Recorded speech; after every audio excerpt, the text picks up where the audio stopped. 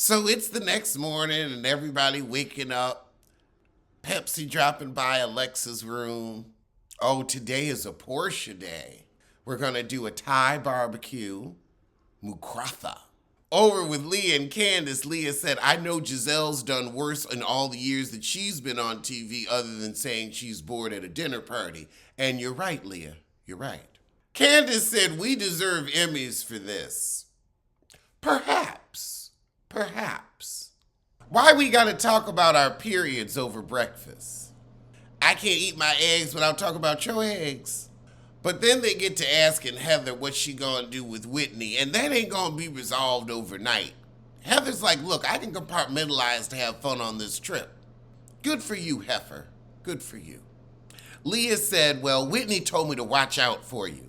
Really, Whitney? Heather may be many things, but she's harmless. Meanwhile, Whitney on the phone with Lisa Barlow, of all people, saying, Heather says I'm just doing things for the show, but you admitted you were doing things for the show. So you can't be upset when she calls you on what you said you did. Let me get my eggs together. Then Whitney gonna say, so I said, well, you wrote a book about the Mormon church, but you're still Mormon, and she was hurt by that and leaned into it. You completely glossed over the fact that it's not just that easy to walk away from that church. And you didn't let people know that, and you're acting like, oh, she's just bashing Mormonism for a check. You called Lisa Barlow because you knew good and damn well she's the only one that hates Heather more than you do right now. I know Heather got me on the show, but I don't owe her blind loyalty. I ain't your mop heifer. When did Heather ever ask you to be her mop? All she did was not participate in a rumor about Lisa blowing somebody else for damn tickets to a basketball game. That's it. Oh, Jesus. We come back from commercial break and Leah whining in this ugly green bodysuit. You look like a spoiled sausage.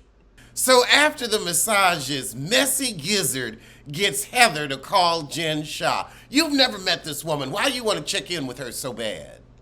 Giselle, I swear, I'm going to buy you some business for Christmas. So now we having a barbecue with uncooked foods and them heifers is hungry. They like, I didn't sign up to work.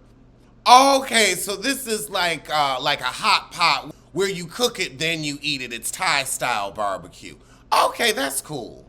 I've had that before. It don't take but a second for the food to cook. I actually really like it because it's very fresh. Now, Portia, you gonna say, oh, these oysters look too much like full vaginal lips. But you was gonna eat Candy's pussy with no problem. So I don't see what the deal is.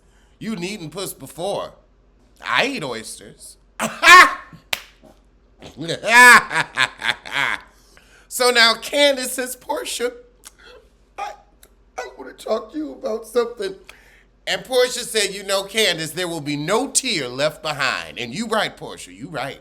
Oh, God. You gonna bring up when Momo whooped your ass yet again. Girl, you got your ass whooped. You asked for it. You said, drag me, you got drugged. Drug like a bug in a rug. And you deserved the ass whooping, Candace. You did. There were stories in the press that skewed in her favor. Honey, when are you gonna let this go? When are you gonna let it go? Because Monique ain't talking about this no more. She is off reality TV, but here you are, still giving her your platform. I would never let a bitch know I was that bothered if I was that bothered. Bitch, you'd never see it. But you out here looking like what you going through, and that's pathetic. Okay, so now you gonna be mad at something Portia said on chat room when you didn't know her and she didn't know you. I don't care what people they in my house. I have learned, unless I have invited you to my home, I don't care about what you say. Now, if you run and telling shit that happened in this house out in the street, then yeah, I'm gonna be hurt. Because I thought you were my friend. But unless you've been to my house, you probably ain't my friend. There's a couple people that ain't been by yet, but you know, unless I really genuinely care about you and you done put some I don't care what you say, you just bumping your gum. We talk all the shit about people on here. It's just a roast and a gag and a kiki. And we don't even get that serious. But you out here, 40 years old, trying to be a mama, worrying about what Portia said about you when this is the first time you done met. Oh, God, will you grow up, Candace? So now Candace is upset that they asked Monique for a statement and they didn't ask Candace for a statement. And Giselle's like, I was trying to defend you. And Candace said, well, you didn't do enough.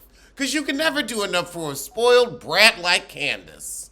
So now Giselle is like, girl, I done defended you at the grocery store, the nail salon, and on the chat room. But hey, you gonna chastise me? Pff, you know I'll throw you under the bus. Girl, Giselle always looking for somebody to run over. You stupid, Candace. Now she ain't gonna go after your unemployed husband. She's gonna come after you. Candace starts piping up about her journalism degree. Portia says, well, you can have the degree while I have the job. But after that little squabble, it's time for a game. Okay, we're playing volleyball in elephant suits. This is kind of funny. I'd have fun doing this. Girl, so we asking some messy questions and either you gotta answer or eat a scorpion. And they asking some good questions.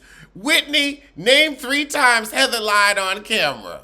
Whitney went on and took a bite of scorpion on that one. She like, look, I'm trying to mend fences. Little do you know those fences are torn down. Heather, who gave you the black eye? And now Heather eats the scorpion. I think that lady on the open forum was right. I think it was Whitney because the pain look on Whitney's face, I think it was Whit. Marisol, who do you trust the least? Well, Leah's thrown me under the bus 3 times, so I'm gonna go with her. Oh no, but now Gizzard's taking over with a Mardi Gras. So we gonna get dressed. Do they have crawfish in Thailand? So in the car on the way to Mardi Gras, Portia and Giselle start complaining about Candace. If we double team her, we're bullying. Yeah. That's what double teaming is. Giselle gonna say, even with the Chris situation, you mean the situation you fabricated? You didn't tell her plain and simple what happened. You said it on camera and made it your storyline and besmirchified his reputation. Both of your faces knew exactly what they were doing, Gabrice and Gabrisi. Now, Giselle, you could have taken this time to air Robin's business with Juan cheating on her, but oh no, you're gonna focus on this lie you made up about Chris Bassett. Now, Alexa, I know you trying to take up for Gabrisi, and no, she never said sexual assault, but she implied it. It is the connotative definition, not the denotative definition.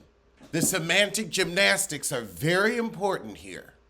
So we eating at the Mardi Gras, and Candace lets out a real huge Rob Dixon belch. And Alexia says, esa mujer acaba de escruta en la mesa. That woman just belched at the table. Marisol said, estaría muerta. I'd be dead. Like, I would die of embarrassment. This is why they speak Spanglish. I mean, really, Candace? Really? So they trying to eat with these umbrellas because it starts raining, but we gonna have to bring the food inside.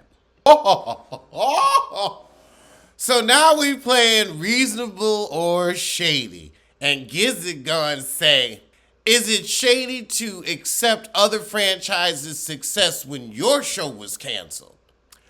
I mean, was it canceled because of Leah?